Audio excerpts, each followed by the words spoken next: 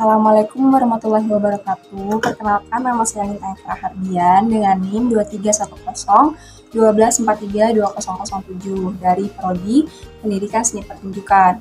Di sini saya akan mengerjakan tugas dari Bapak Asani Takwim sebagai dosen pengampu kuliah umum Bahasa Indonesia. Tugas yang diberikan adalah memberi salah satu persoalan di dalam bahasa Indonesia yang sulit dipahami, kemudian berikanlah solusi atau jawabannya dituangkan dalam video presentasi. Baik, di sini saya akan menggunakan persoalan di sebagai kata depan yang harus ditulis terpisah atau di sebagai imbuhan yang harus ditulis serangkai. Yang pertama, saya akan menjelaskan tentang di sebagai kata depan dulu nih. Di sebagai kata depan itu harus dipisah antara kata depan dengan kata berikutnya. Biasanya di sebagai kata depan diikuti oleh kata yang termasuk keterangan tempat atau waktu. Sebagai contoh itu di rumah, di kantor, atau bisa juga misalnya di pasar, atau bisa juga di masa, di zaman, atau di kala, itu sebagai keterangan waktu. Baik, yang kedua, saya akan menjelaskan tentang di sebagai kata imbuhan. Di sebagai kata imbuhan ini harus ditulis rangkai ya teman-teman, antara imbuhan dengan kata dasarnya. Nah, biasanya di sebagai kata imbuhan atau kata yang harus tulis rangkai itu berupa kata kerja. Sebagai contohnya nih, misalnya dibaca, itu kata dasarnya itu baca, dijual, kata dasarnya itu jual, dicuci, kata dasarnya cuci, dan lain-lain. Nah, di sini saya ada tips nih.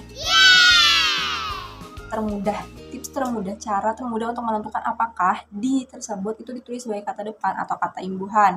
Ini sebagai informasinya, saya mendapatkan tips ini dari Kak Fauzan ya. Beliau adalah orang yang sangat berbakat, sangat berjasa untuk kami yang ingin mengajar PTN impiannya, untuk anak-anak yang ingin mengajar PTN impiannya. Saya mendapatkan tips dari beliau. Yang pertama, cara termudah untuk mengatur apakah suatu di itu harus disambung atau dirangkai, itu adalah dengan menambahkan me di dalam kata tersebut. Misalnya nih, kata di antara. Ada nggak kata me antara? Nggak ada kan? Ini kayak aneh dan nggak nyambung. Itu berarti kata tersebut harus dipisah, karena kata tersebut itu bukan kata kerja. Karena kalau digabung sebagai imbuhan itu adalah kata kerja.